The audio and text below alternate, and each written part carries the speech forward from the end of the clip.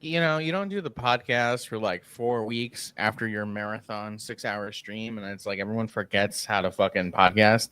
Because every goddamn technical issue that could have happened just happened. I have He's a like, light over here that like is crooked, so it's not even like hitting me straight. My mic wasn't plugged in, the camera wasn't plugged in. It was just a disaster. it's like a muscle. If you don't keep doing it, then it atrophies a little bit, and then you just forget, and it takes you a minute before you can get back into it. No, for real. It's 8:13. It's been a minute since we've been this late, and we didn't tell anybody. We were just like, man, they'll watch anyway. So like, Yeah. let's just give it a couple of minutes. Is that the stage Anyway. we're at? We can just they know. We're at that heightened level of arrogance that we're like, we know that they'll come, but like, really, it's 4 people, and 3 of them are us. So, Talking to Ourselves podcast brought to you by Kollectiv. hell yeah. Anyway, how's everyone doing? It's been a minute. I haven't been around the last couple of days. Good. Surviving. Right. I'm here. That's all I can say. That's basically. It's really funny that I asked that question and then my headphone immediately died. So if whoever's talking, I can't hear. So I think we should call it episode. I think this could be our record shortest and latest episode. Lord. I think the sentiment that everyone just gave, it's perfectly fine that your headphones died because it fits right in line with how we responded. What happened? I wasn't. What we were all just like, we exist. We're alive. We exist. Yeah, I mean that's how it be. That's how it do. You know what I mean? Let me turn this on. Anyway, so we have here Comrade Adoro, also known as Decolonial Cat, who wanted to talk to us today about their experience growing up indigenous within the United States. And we thought this would be appropriate to talk about because yesterday was a so-called holiday, Thanksgiving, and while already controversial in itself when it comes to anybody on the left, it's becoming increasingly more so as more and more people are becoming aware of what it means to be indigenous, what indigenous genocide looks like, ongoing colonization, and of course the genocide happening in Palestine. So yeah, Dora, let's start there. What are your thoughts and feelings on Thanksgiving? You think it's appropriate for people to be chowing down on the blood of our people? What's up? Yeah, I wasn't always a fan. Oh, like I wasn't a fan of Thanksgiving in the first place because my adopted grandpa taught me young that it's not a worthy celebration. So I just like go with my family. We remember stuff. I just do not want to be alone on a day. So what we usually do is just family games that I like. Just a day of having family, like despite everything. Mm-hmm. Yeah, I mean that seems like to be what most people are on the left are kind of sorry, I was hiring the volume on your mic. I kind of feel at this point where like they are sort of just like as an excuse, to hang out with people, to see people, to be with family and community and stuff. Personally, me, like even before like I knew anything, I kind of just didn't care about Thanksgiving because I never really cared about turkey. So like it was always just annoying to have to like link up with extended family and whatever. But even now, like I just worked, like I don't really have any like I don't it's not valid for me in to celebrate it in any way. Do you two celebrate Thanksgiving or do anything? When I was younger, my family, A young boy. when I was a young boy, my family would, they'd have get-togethers and stuff like that. I, from an early age, was like, I don't really like the holiday. Even before I knew like really the history behind Thanksgiving, I was just it wasn't my favorite. And then in my early adulthood, I worked retail, so they would open stores on Thanksgiving. So I didn't really get to even indulge in it anyway. Yeah. And nowadays, none of my family really does anything for it. Like they'll be like, I made some dinner. You can come get like a container or something. Just take home so you have food. Yeah. Like before the show, I ate some ham before that I had gotten from my dad. Mm. That was it. Very nice. Very nice. How does that play out in your home, Nico? So, growing up, I did Thanksgiving. I wasn't very aware of what was going, what the reality was. But these days, because I have an indigenous partner now for like 9 years. It's kind of changed. We still all get together. I do it almost distinctly with my partner's family, but we don't, celebrate Thanksgiving. It's basically an opportunity because everyone's off that we can all get together and meet up. But that's pretty much it. Mm-hmm. Yeah. So pretty generally pretty similar consensus here. Yeah, I don't know. From an early age, I would say probably like fourth or fifth grade, like I started to get a pretty, decent understanding or I would say basic understanding of colonialism. Like I understood, about Christopher Columbus and Cortez and all them coming over and, basically, fucking everything up. But obviously as much as a 10-year-old is really gonna understand that. I distinctly remember we were reading this book about I don't really remember the plot, but I remember that it was about a Mayan girl. And I remember another student asking the teacher about when the Mayans went extinct. And I was kind of like, but that's me. What do you mean extinct? And like, obviously they didn't know what they're a kid, right? They're just, trying to figure stuff out. But I think that was one of sort of like the more apparent moments for me where I'm like, oh, right. Like, why are we considered like extinct? Like what really happened, But my experience is definitely different from Adoro's in the sense that like it took me and even up till now to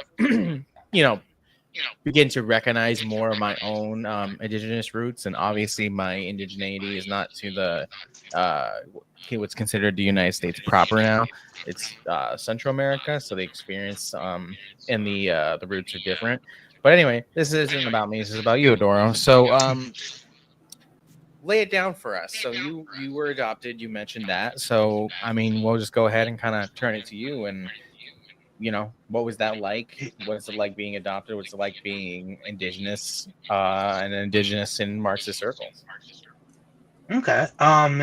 Yeah, I was adopted at 6 days old. My adopted family at the time it was just one one couple, and they also were fostering another kid, and all of them were white. Like I was adopted by a white family. And so around 6 days old, I was adopted out. My both mom, who herself likely has indigenous roots, but was herself unsheltered, because of the fact that my looks are very similar, but also like we were near a unfederal recognized tribe, and they have been facing issues due to the colonialism of the United States. And my both dad was likely a Mexican immigrant, and Mexico has like just a whole bunch of indigenous people and tribes. They have been treated a bit more fairly. But yeah, I did not know any of my both parents. My both dad likely was out of the picture before he even knew I existed. But for my both mom, she is likely from the Great Plains tribes, like around here. Um, and she was unsheltered. She had mental health conditions that I likely inherited since I have them now. Um, and so I'm facing that struggle of not knowing my both family, but also like the um, medical information, especially around that. Um, and ECWA, Indian Child Welfare Act, does offer protection and everything. It allows one to, it allows a tribe to basically get the kid. But sadly, with ECWA, it also only covers federally recognized tribes. And where I grew up, there is no federal recognition besides two in a different state. And the government, the adoption agency doesn't really have to ask about anything, especially since my mom was unsheltered. She did not remember her name too much. She just was not aware. She dropped me when I was when she held me the first time. It seems just not being able to work on to help, and so she had to give me up. The adoption center worked. My adopted parents did work with adoption slash foster agency for a while. My brother, my adopted brother, was himself a he was fostered in, and he sadly couldn't find it. Oh, his family issues resulted in the reunification failing. But my adopted mom, got me at 6 days old, took me in. Um, and I knew I was adopted. I knew I was also non-white, even if we didn't know everything. Like, I was clearly non-white, and much like my mother likely was during her time, um, we both she and I faced struggles in a white world. Yeah. Like, it was always a struggle to be taken seriously, both in medical situations and also like just personal situations. Um, like, I remember I had speech impediment, and I still have speech issues. Um, and the doctors wouldn't listen. Um, they didn't really care. Um, this would go on, and it just developed more of my um, antisocial personality disorder, um, with the basically being neglected by the system. The adoption, we tried getting in contact with my both mom or anyone who we might have, but the adoptions agency didn't care. They weren't helpful. Um, like, in general, I just was cut out from my people. Um, unlike and growing up, I kind of felt a bit jealous about it, but my sisters were also foster children. They had a rough experience in the foster care system. Um, it was like the 10th time that they finally found my adopted mom. But they managed to find their both to reunify both with their both family, and so they have get-togethers occasionally, everything like that. And I just feel like, oh, I want that, but I can't really due to the fact that well, there's no information out there on my mom. She is basically one of the many indigenous women that have gone missing due to the ongoing colonialism and also the ethnic cleansing that's going on. Like, I was taken from my family. I love my adopted family, but in the end, they are not native. They don't know much. After my grandfather died, um, my adopted grandfather died.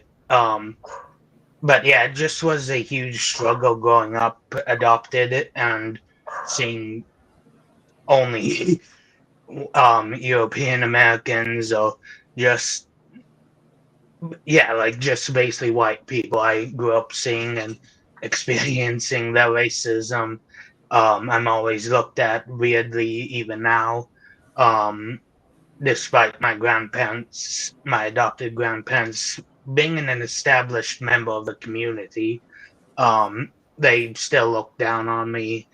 Um, I was I lost a job dog walking because um, they just didn't like me, my sin, and also my rants on Facebook of how USA is committing genocide and everything. Mhm. I'll do it. But yeah, um, sorry if I'm going off on a long ass rant. Um, but yeah, like growing up, it was hard.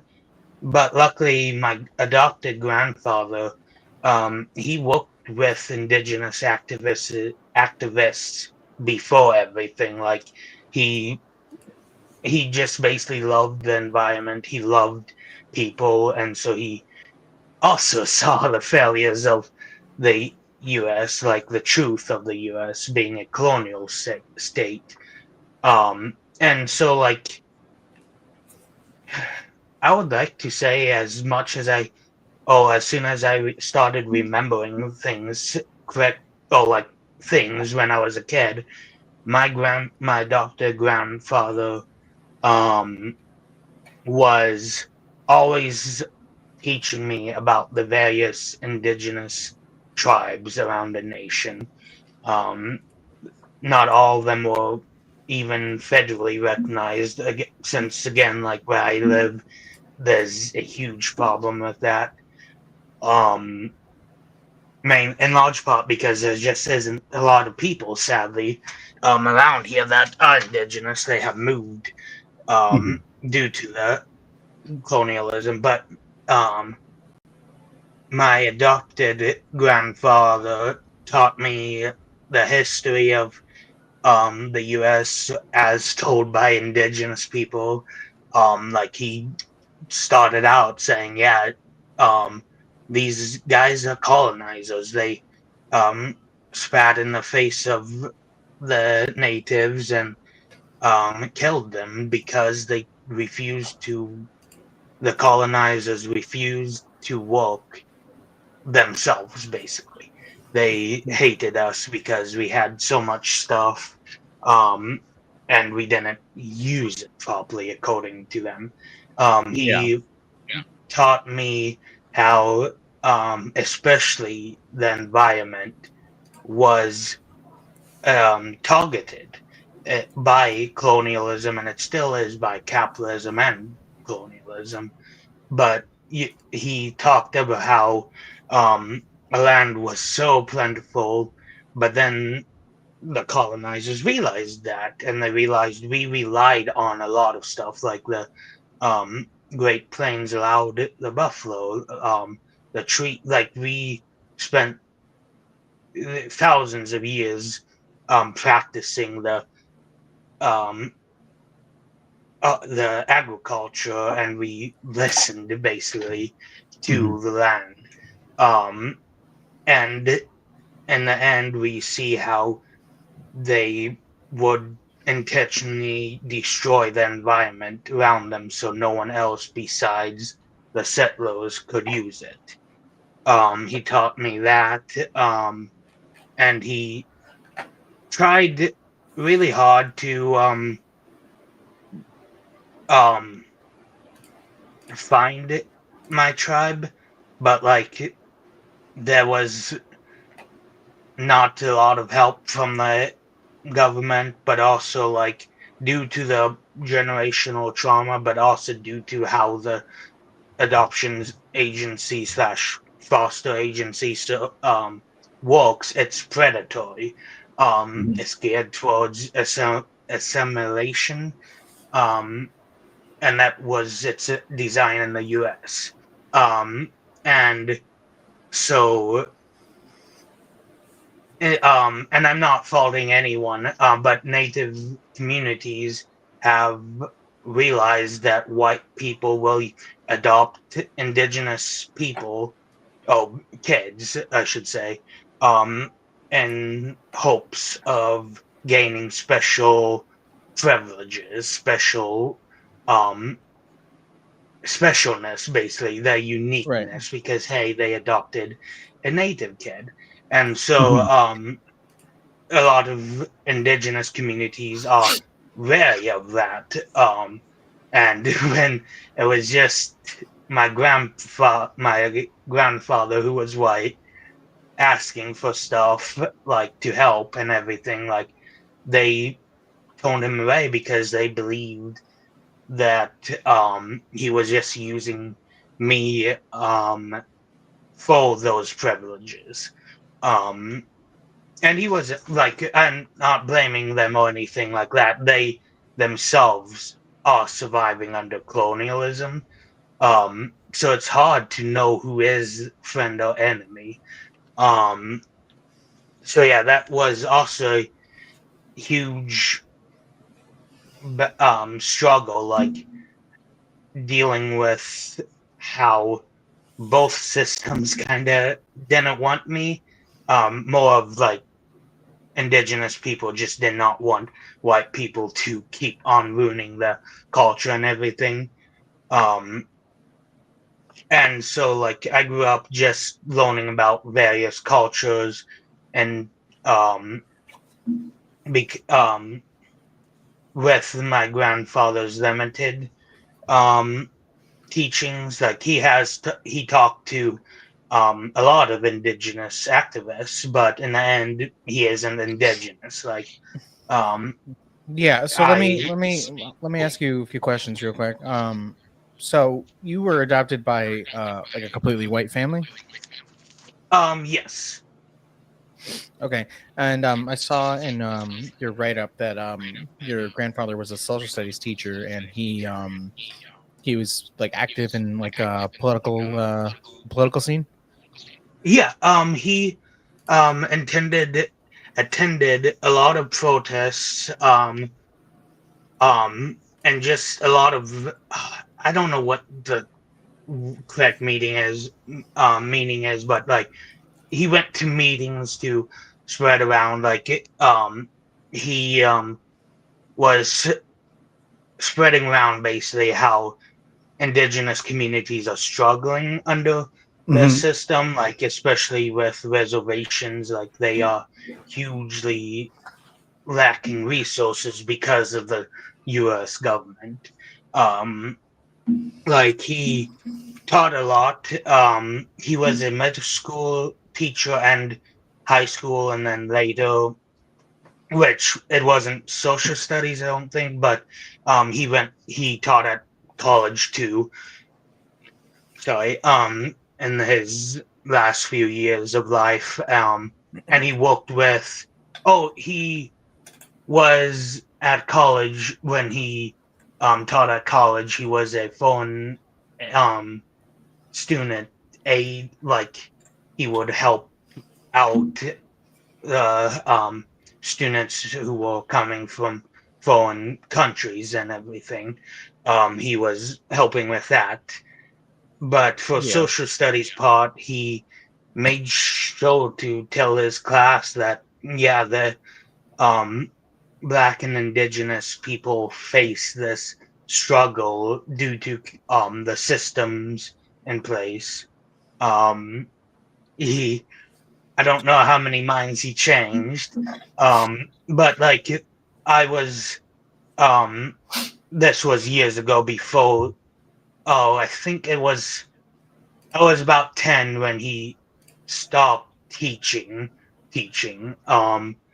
He had a heart problem, so he couldn't do a lot of activities. But um yeah, like he promoted a lot about indigenous issues.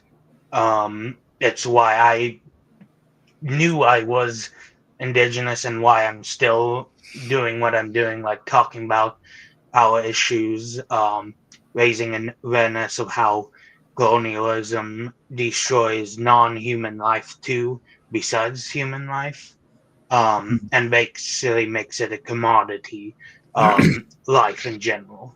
Yeah. I don't know why I still have an echo. I don't know what to do about it. But so Just kind you of have to said live with that it. yeah. So you said that like you knew pretty quickly that you were indigenous. So did that come about like when you realized that you just look different from your adoptive family? Or not indigenous, you Um, realized you were adopted? oh wait, sorry.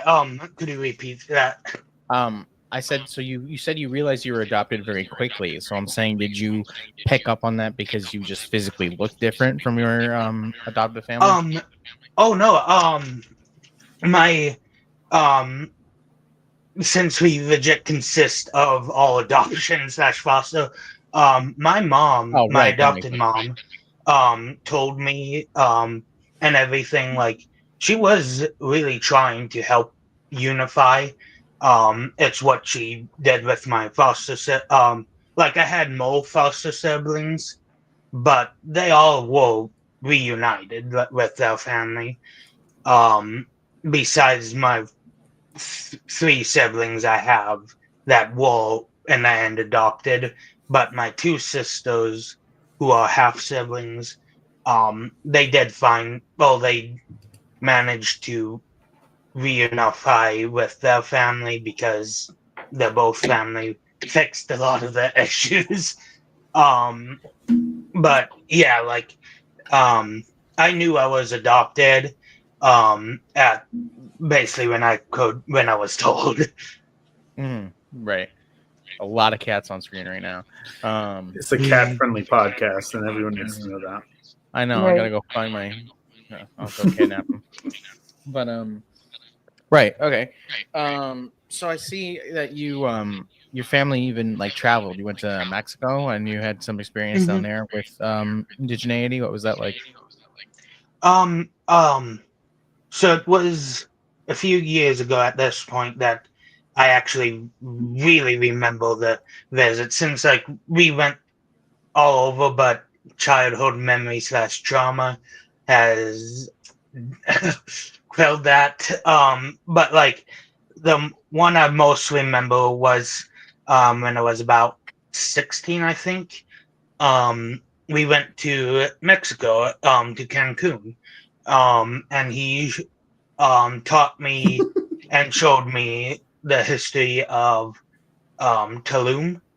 Um, it and their people. I can't say it because my speech impediment is really poor, but like he basically taught me like the indigenous people who were living there.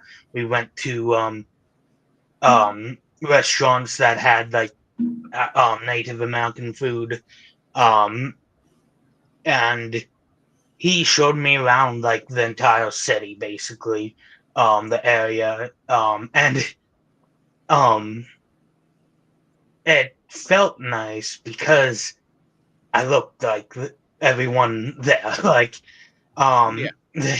what's funny is I still remember it how they thought I was just from Mexico. The people in Mexico, like they were thinking I was speaking the language, which sadly I do not like. They tried, my adopted family tried teaching me various languages, but I can barely speak English. Mhm. But um, he took me to also the ruins of Tulum. That was so beautiful. Um, like it just amazed me how indigenous people built a lot, like along with just the agriculture, like the agricultural um buildings that were used, like they looked amazing. Um and just it really helped, and he would do that a lot. It wasn't fun experiences, but he wanted to show me how colonizers colonize, and so he took me to various, also like um I can't think of the name, but places where basically the colonizers would put um indigenous people for their own safety, they say. um like there's one area near me, Fort Atkinson, that was used um, by colonial by settlers to to put indigenous people in there, as a way to say, oh, we are helping them fight their enemies. Um, like it just he took me to those ruins, um, to those places, and taught me how um they were brutal with defense. Like they just treated the people that colonizers were supposed to defend um, harshly, and in the end, they just didn't protect them. Um, but yeah, he basically taught me like the colonizers would use those games, like of um, offering protection, but then saying no, now you're ours. Um, he taught me a lot of that, especially, and showed me a lot of places, since sadly, like I can't think of the names, but it basically was a settlement, only day reservations, um, but there was a lot um, in my area for that. Like that's one reason we had to leave, because of the fact that they just kept on colonizing us and killing us. So from the start, you've always had like the understanding that indigenous people were being oppressed, being colonized. So how did that lead you into these Marxist circles? Basically, how did that lead you to hanging out with us? Well, I was around 19 when I actually wanted to dive into like more political stuff. Um, I was thinking like libertarian was a good idea, but then I realized, oh no, that ideology supports still colonialism and everything. Um, and so around like when I was 20, about, I became a socialist. I was just trying to find groups, but sadly, not a lot of people in my area. Yeah. And in the end, just I have always felt more connected with social media, since a lot of times I can actually talk to other indigenous people, or just in general non-white people, which they offer me a lot more comforting a lot of Mhm. times. Yeah. But yeah, like social media, and then I ran into Ivan. Like I've kind of forgot exactly. Like I just liked a few You of your kept you posts, kept I sending think. me Always Sunny from in Philadelphia memes, and one day I just hit you up and I was like, these are really funny.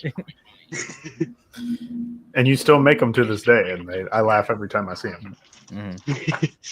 Yeah, it's a good show for like talking about since like I love art / media, everything like that. And that's one reason I became communist, because I realized how much that has also been commodified within indigenous people, but also like in general, like the media is a commodity basically now. It doesn't. Mhm. It tells a capitalist story. It erases a lot of indigenous voices. Same with black voices.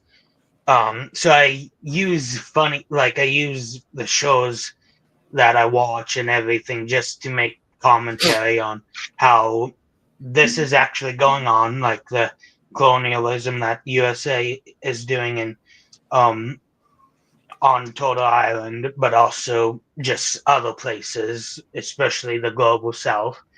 I love doing that, and then I ran into Kollectiv as a whole, and yeah, like I just felt a belonging there for once. Gang. And I learned a lot from you guys. Thanks, Oh, buddy. You got a question? You can answer this how you want.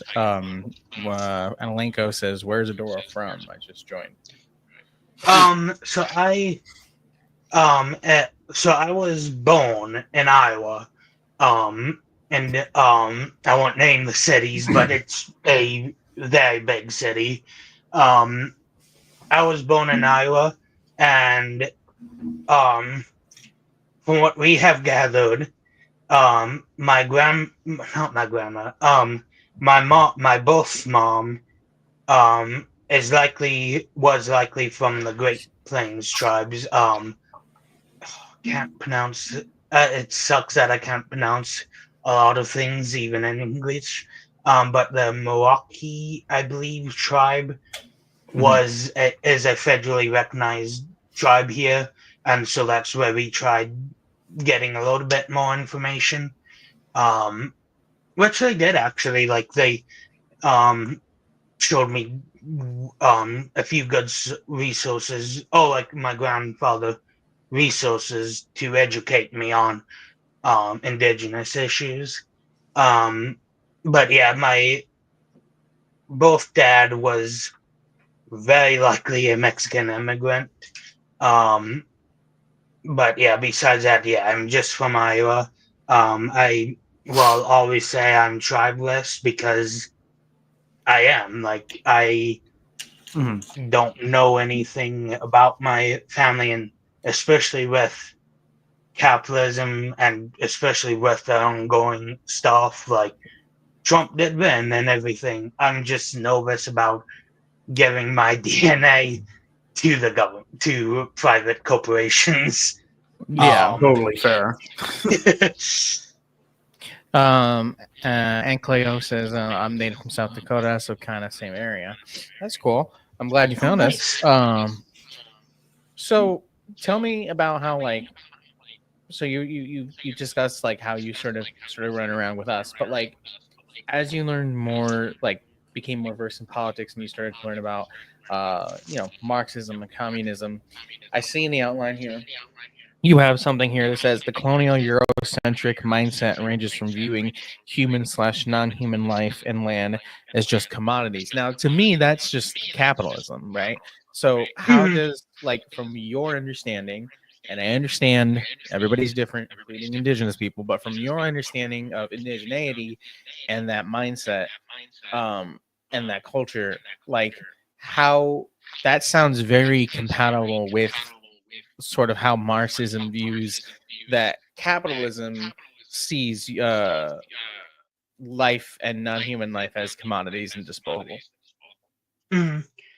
Um, yeah, like I always Amar Caesar, I believe is his name.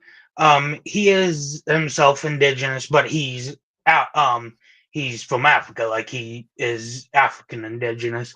Um, he's been fighting colonialism in the global south, all that. Um, but he puts it as, yeah, US centrism is colonialism, capitalism, but also like what it brings. Like we saw how um the patriarchy was made like the main system, and that has bred toxic masculinity, just a lot of toxicity, and Marx, yeah, his works have backed a lot of it, and that's why he kind of died more into communism, but also learning about decolonial Marxism by Walter Rodney. Rodney. Oh, Mhm. thanks. But yeah, he talks about how, like, we need to basically decolonial our mindset of like, this is individualist, this is a commodity, all that. But back to bringing back the mindset of what can we help the community, including the land. Since like indigenous people usually have a spiritual connection to the land. We see that everywhere around the world. Like the land basically is basically what gives us life, like allows us to survive and everything. So many indigenous people around the world hold that sacred and not a commodity. It's basically its own life force. We respect it, and it will respect us. But then capitalism brought commodity to it, like, and it has done that to its own place. Like we see in Europe, there were many people who did not see the land as a commodity or as their own, like their own indigenous people have had close ties and everything before colonialism and capitalism brought a individualistic mindset, basically. And that's what decolonial Marxism kind of promotes, like getting rid of that mindset, along with the systems that promote individualistic ideology, and having once again the people owning the means of production. Basically, if you're talking about Marxist theory, where it's like it's where the workers own the means of production. Yeah, it's the people that own the means of production with decolonialism. Yeah. I feel like I don't have much to say to that because you pretty much hit the nail on the head. Yeah. It is to kind of touch on, since especially for the patriarchy and all of that, indigenous when I'm reading I read a book, an indigenous continent, and it explores, like women had in many tribes, not all, like we aren't monolith, many women had respect, they were respected, and just in general, like even if it was a more patriarchal system for indigenous people, like the women still were being treated well. But then we saw with the colonizers, they saw how the women had power / influence over trade, over agriculture, everything like that. And so they targeted women and two-spirited people, which I don't subscribe to because I'm not part of a tribe, and that's a honorary title, but I am non-binary. But two-spirited people and just two-spirited people were also targeted because they did not fit in the typical gender roles. And this was carried out everywhere.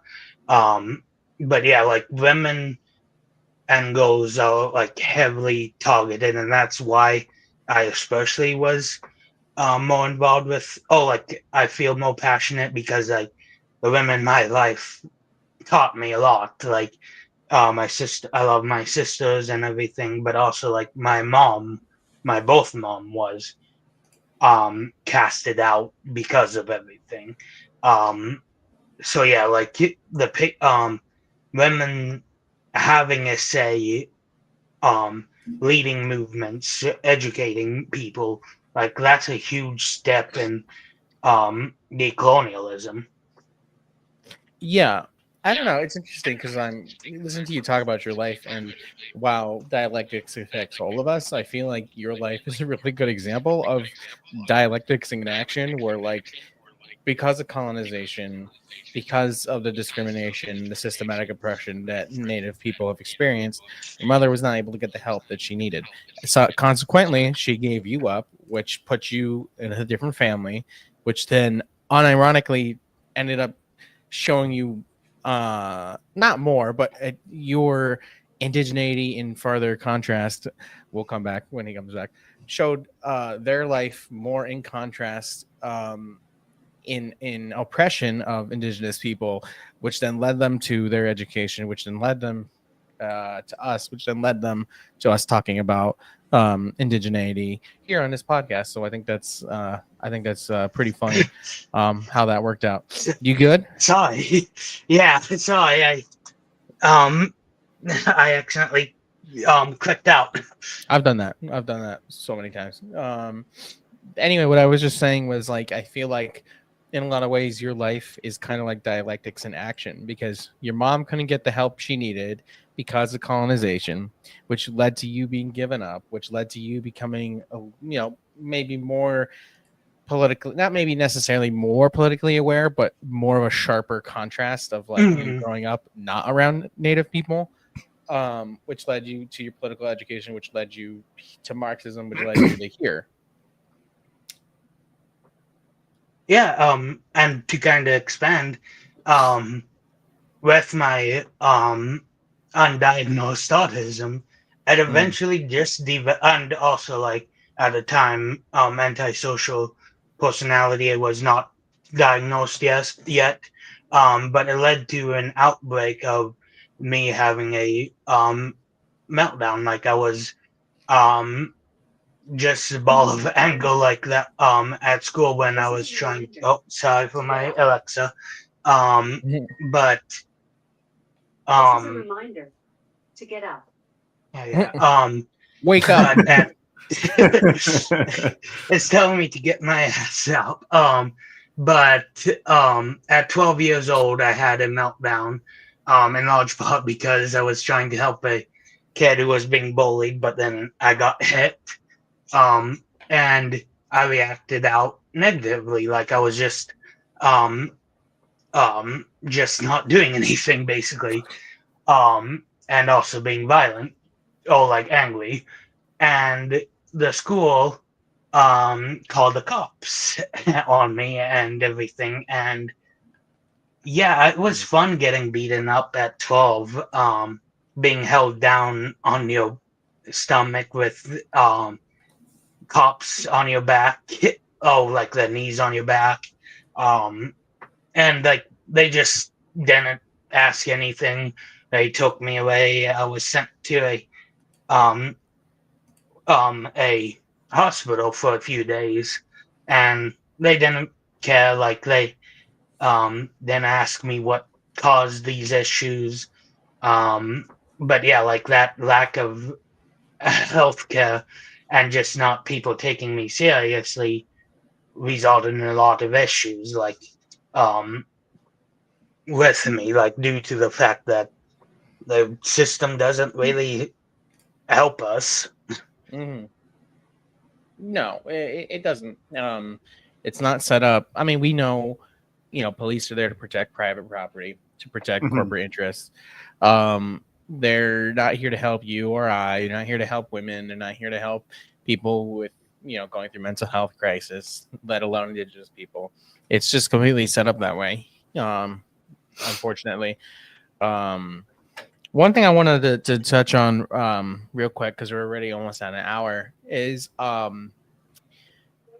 when, because we've talked, and I've seen you interact with people who call themselves Marxists, and one of my issues, and for those who know me, or who don't know me, like I am a staunch Marxist Leninist for sure.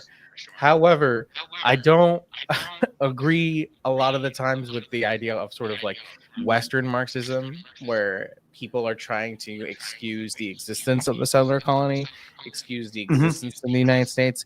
So I've seen so-called Marxists, so-called communists, so-called anarchists, not just with you, but in particular, in the case with you, uh, make criticism towards you, um, while either ignoring your indigeneity or blatantly mocking that. Like, how do you feel about that? Like, do you have any comments on that? Well, to be honest, most of the insults like I've come across and everything when I have been critiquing Western Marxism basically, is I just don't really care. Like I'm saying what I'm saying. I know I am indigenous, so my friends and family know. Like it does not matter, and I will still talk about how Western Marxism largely negates a lot of colonialism. Um, um, and I feel like that's a way to improve your ideology is to listen. Like Marx, Lenin, all of them discuss how, we should be looking at other sources, like who are fighting against the struggle. Like it basically does not matter to me with the insults, and if anything they make videos on me, then they get more I get more intention of how this is still happening. Hmm. I call them European settler Marxists, so stuff like that. But yeah, like it's frustrating though, still seeing how Marxists who I have they like communists are some of the most educated people I have ran across to. So it just sucks seeing how, oh no, some communists don't believe in that, especially with some people. But yeah, Yeah, pretty much. I think we're on agreement here. There's a lot of people who, um, I think it's a multiple. There's multiple reasons why this happens. I think because of the internet, people who, I've mentioned this all the time. People who are looking for community end up in our circles without unpacking a lot of their liberalism, without fully understanding the context in which the United States, which the West really exists, uh, under the above the graves of and millions of indigenous people, and mhm. we can't build a better society without undoing that system that has put so many people into the ground. And I hope those people realize that one day and figure it out, because if they don't, they will either slide back into liberalism, or they'll just be overtly fascist. Yeah, and we already are seeing that with some of them. Yeah, no, I know. Nico, not to put you on the spot too much, but like, has your partner said like similar things to like what Adoro has been saying, or is this a lot of stuff you've heard before, or like? Oh yeah, no, I mean my partner's gone through the process of reconnecting, very similar like what Adora is trying to do now. And even still, he's been a Marxist Leninist for probably about like 9, 10 years now. And one of the biggest struggles he deals with other Marxist Leninists or Marxists in general is Western white chauvinism. Exactly. So it's a pervasive issue. We encounter with white Marxists, so-called Marxists, not lending themselves to the most oppressed populations of Turtle Island, let alone the world. But anyway, we're almost an hour here, Adora. So is there anything else you want to say real quick? I would suggest everyone who is listening, Decolonial Marxism by Walter Rodney That's a good is one. such a good book. And especially if you're a Marxist and everything like that, it just allows criticism of Western of Marx, but also in a constructive way. It allows a lot of connections to be made to make communism basically better, to improve on it. Mm.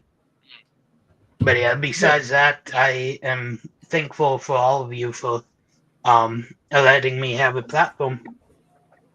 Of course. Yeah, you're a good yapper. But all right, yeah. Thanks so much, Adora, for coming on and giving us that insight. We were a little rusty on starting, but you know what? It's fine. We worked it out. We figured it out, and appreciate you coming on.